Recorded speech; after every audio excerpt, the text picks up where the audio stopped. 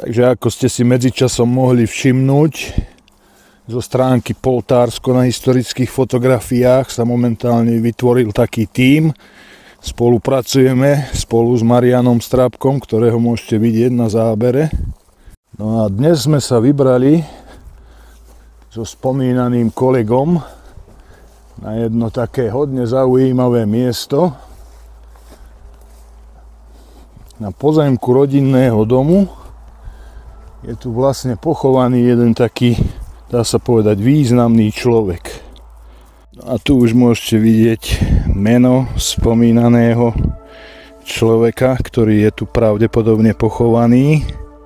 Jozef Voľný, slovenský hutnícky inžinier, narodený v Spišských Vlachoch v roku 1819, 12. februára, a zomrel v roku 1878.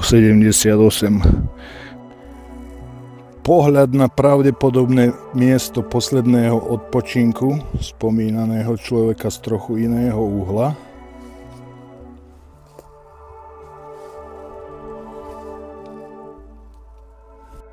No a na tomto zábere môžete vidieť vlastne taký celkový pohľad na miesto za potôčikom, kde je pochovaný spomínaný Jozef Voľný.